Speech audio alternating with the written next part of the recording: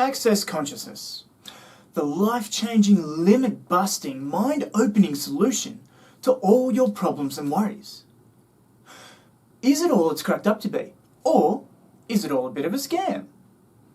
Well, let's explore that right after the intro.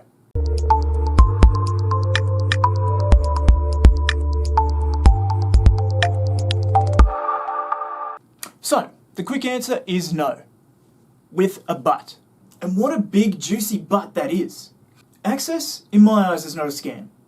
Now, Access, for your understanding, has helped thousands, if not hundreds of thousands, if not millions of people all over the world, from being in a rut to achieving something else in their life. But there's always been a nagging thing in the back of my head about it. So it does take people out of depression, out of suicidal tendencies, which is one of the co-founders, Dane here, which we'll get into, actually got out of a suicidal thing once he was introduced to it from Gary Douglas, who we'll get into as well. But in a lot of ways, it's like religion.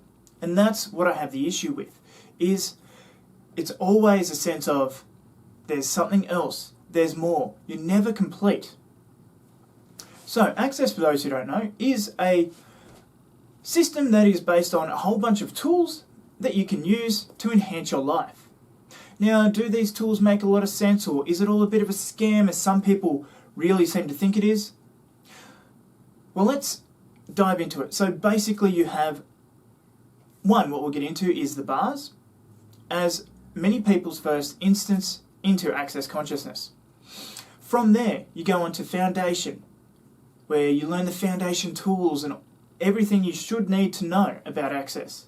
Then you can move on to level 1, where you get more tools, and level 2, 3, 4, and whatever the hell else they're up to at the moment. So that is the scammy little package that I see it wrapped up in. Now, this package has loose links to Scientology from what I've researched on the internet, and they use a creative group of words that appeal to people who are frustrated with their current lot in life, which is why it appeals to them so much. So people going through a midlife crisis, or people who want a bit more out of life.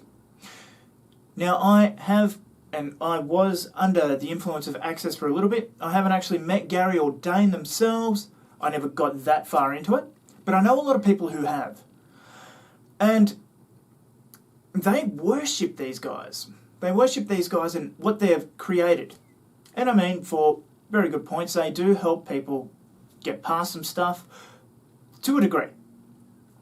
For everybody I've met who has had their life enhanced by Access, on the other hand, it has held them exactly where they are.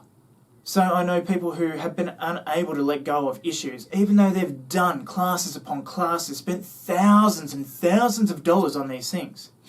It's like, you have those tools. Those tools are really good. Those tools will help enhance your life. But what if I was to present these tools to you as well?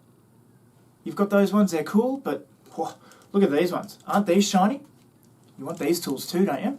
I mean, it's just, you can use these tools that you've already learned to help you, enhance you, to get more income. So you can then experience these tools.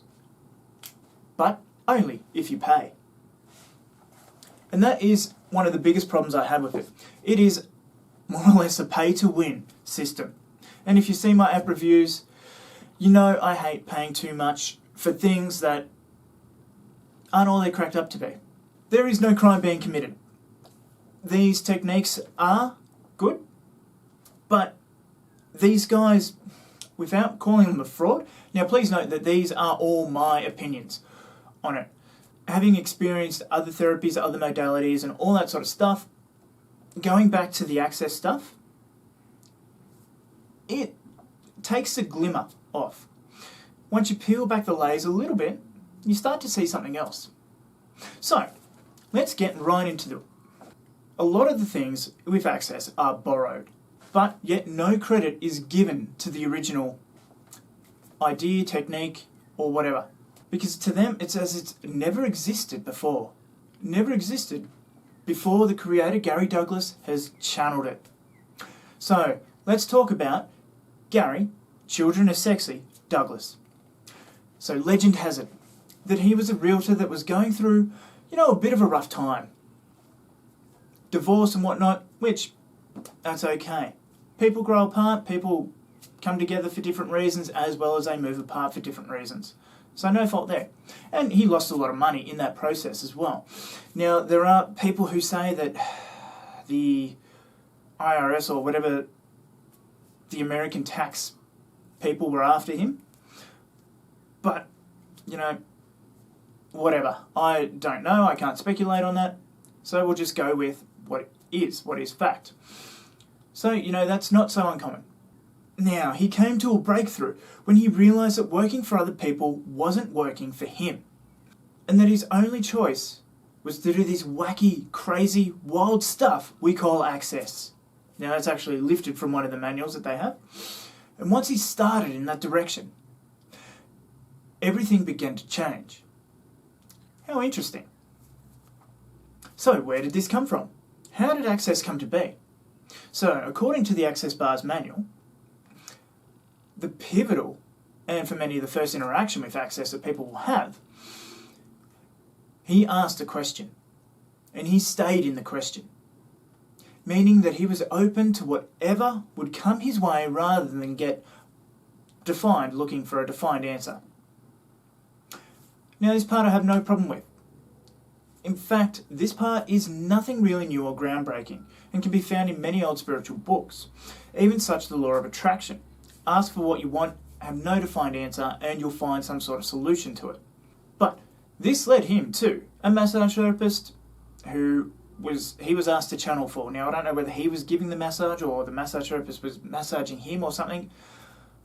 Now, what came out of the session was these 32 points on the head, which we now call the bars.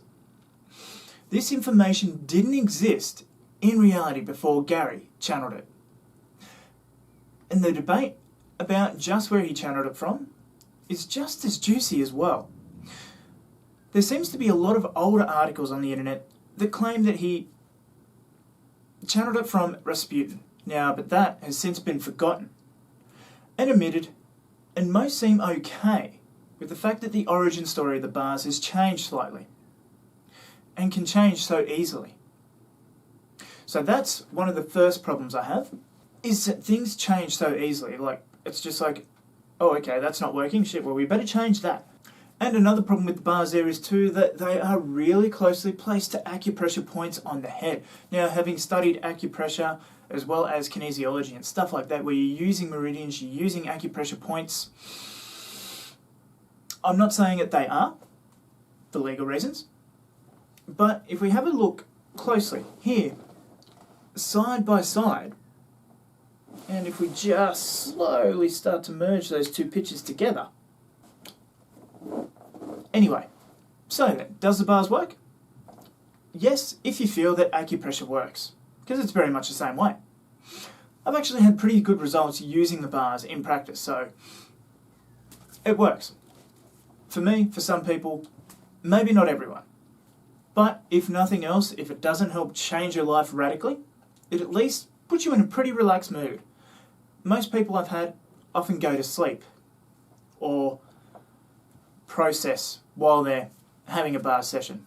So even if it is nothing else, it is a really good time out for people. And then too, another bit that I find interesting is how they came to know what each bar would represent. They are just what they are, and that's it.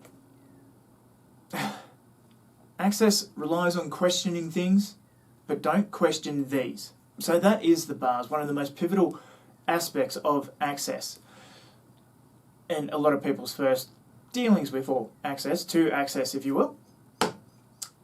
And, but for me, my first foray into access, just before I did the bars, was the subject of money. Now, money is a big thing that they draw a lot of people in with, because who wouldn't want more money? Who would want money more easily? So they use this in a way to market to people who may be struggling financially. And in return, they take a lot of money from those people struggling financially, maybe helping them, maybe not. But hey, It's all an interesting point of view. So, one of these money aspects is to tithe to the church of you. What this means is to keep 10% of your income at all times and have it in a separate account. Now, according to the book The Richest Man in Babylon, which has been out for ages upon ages, after 10 years you'll have at least 1 year's salary if you keep 10% of that, so that makes sense. Now that's pretty cool, but once again not an original Access idea. But yet, no mention of Richest Man in Babylon. Anyway, and part of it is too living in the question. Now I'm sure that The Secret and the Law of Attraction would love to have a word with Gary and Dr. Dane about that. Dr. Dane, the chiropractor. So staying in the question is actually a good tool though. And it's probably one that really does offer a life without limitations because you're not getting bogged down in the answer. Because if you use it effectively, it allows you to remain open to other possibilities, rather than just the one answer. So that allows something that you might not expect to pop up instead of what you were expecting. If you are to remain focused on that one answer, that is all you'll see. You put up the blinkers on the side of your head to stop you from seeing any other option because it doesn't look like what you're expecting, so you dismiss it. But once again, as I was saying, nothing exclusive to Access or original with it. And then another of their tools is to live in the moment. 10-second increments. Good tool. Helps keep you present, stops you worrying about the future, stops you worrying about the past, because you're worried about what happens right now and here. Also not original. If you've heard anything of Eckhart Tolle, or the power of now, or living in the moment, which a lot of spiritual people believe in, it's very similar, except they've just taken it out to that 10 seconds to give it their own little spin. But once again, a positive tool that will create positivity or stop you from worrying and that anxiety about the future. Because you're worried about right now, this present moment, or this 10 seconds, and then the next 10 seconds. Just wrapped up in their little wrapper again. Now also with these guys, they classify people in two spots. So you have humans, and what they call their followers or accessories. I haven't heard that term before I started researching, but hey, they call them humanoids. Now the difference between a human and a humanoid is that the humans are very limited. They're the people who sit down, accept everything at face value and do nothing to change their situation. While the humanoids are the people who are attracted to Access because they want more. They know there is more. They want more out of life and they're willing to do something about it. In neurolinguistic programming, we call that people who are at cause of their life or those who are at effect, living in effect, being affected by what happens. So once again, just jazzy words put there controversially for people. And let's talk about controversy. These guys love to stir up controversy. One of the biggest ones I've seen is that on the internet, doing a little bit of research about it, is that all children are sexy. A quote directly from Gary Douglas. Now I can imagine him saying that in this way that it would be to just stir the pot, because his definition of sexy is completely different to what the actual use of the term would be normally. Because children are sexy, because they're out there, they're creating, they're doing so much, their brains are so vibrant, they're doing everything, they can do everything, their imagination runs wild, that sort of thing. Nothing to actually do with sexualizing children. But that would just be your spin on the word. What an interesting point of view. Why are you inputting your ideas onto me? Maybe it's you who has a problem with children being sexy, or some bullshit that they carry on with, where everything that they say has one meaning, but they mean that just to stir the pot a little bit. It's nothing new, it's just shock factor to get noticed, to get recognition of their stuff. Then we have the clearing statement. So with this statement, it will clear everything out of your life if you say it around that thing each and every time. And it also helps 300,000, 690 million or something, I don't know, so many different people, this is actually out of the Access book, get clear as well. So this is another thing straight out of NLP. So what this whole garbled mess of words boils down to is a break state in NLP, where it just breaks you out of that state. So let's talk about experiencing anger, depression, guilt, or whatever it is that you're currently having. Now, even just talking about those issues, you would more than likely start to feel some of them because they're anchored or associated with that memory. Then, a whole jumble of words that just hits your brain and makes you think, wait, what? What did you just say? And snaps you out of it or breaks the state that you're in. Hence the title, Break State. Once again, nothing new or that interesting. Tony Robbins had a really good example where he got someone up on stage, had them talk about their life, and this person was really down in the dumps. Then interrupted her and asked her if she had farted on stage in front of everyone, which would have been like an embarrassing sort of situation. She, what? No. He's like, oh, I'm sorry, please carry on. She'd go into the depression again. And they asked, are you sure you didn't fart? Break state. No, what? How dare you? And then would do that until she got so frustrated that she had to walk off stage. So thus breaking the state, breaking the story, getting her right out of that, taking her into a different state, which this clearing statement doesn't really do anyway, either. And I believe that asking someone if they farted or what they had for lunch or whatever is a lot simpler than remembering this whole mess of words that they have. But that too brings in the question, does it actually clear anything? Now this is, so I've had one client that absolutely loves Access, has spent thousands upon thousands of dollars on it, but yet cannot clear one simple issue around family stuff. And I mean, it is a deep-seated issue with this person and they are angry.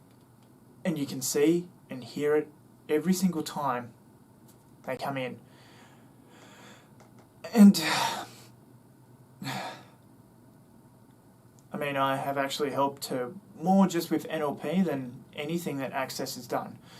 So take for that what you will. Access can get you to a point, but then after that, it's a bit of a cash grab, which is my main concern with it. It seems to be, especially the clearing statement, a bit of a temporary distraction. Could it make chronic depression disappear? No, and it would be dangerous to think so.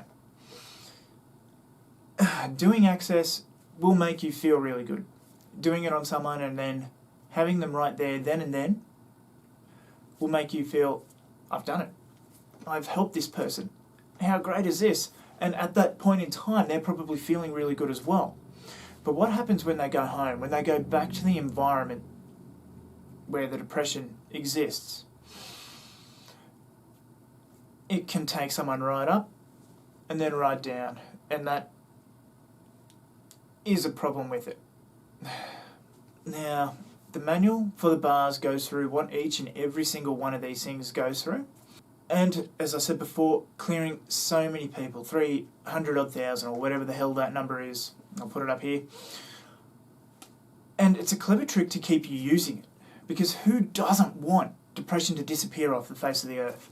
Who doesn't want to help that many people every time you say this whole garbled friggin' the fucking mess of words? Once again, though, how did they come to this number? How do they know it clears that many people? What proof is there that this actually occurs? Now I know the clearer you get on your issues, you change. And so your direct environment changes. So that is good for you. As you clear out those issues, things change. So as, let's say, your vibration raises, the vibration of those around you raises. And you can actually see that. And some people will fall away from your life because they don't want to change. But if you actually want to change and you do change, you'll notice people around you start to change. But with that number, there's no way to check it, and that's one of the things that they like. You just have to take their word for it, because everything is energy and all that bullshit that they'll go on with. But anyway, guys, I'm going to leave this one here. I think I've talked enough about little bits and pieces about Access, but if you like this video, if you want more of this sort of stuff, if you want me to delve deeper into some of the other things of Access, or perhaps you have an argument that you want to start with me down in the comments about it, please feel free. I am open to discussion with it all. And I invite healthy discussion, because that's the only way things work, get changed. Anything happens. Open my eyes to something. Maybe I've opened your eyes to something on it. But anyway, guys, I'm Rob Murphy. If you could please like, share and subscribe to this video, that would really help the channel out. And let me know if you want to see more stuff like this. But anyway, guys, I will see you in the next video.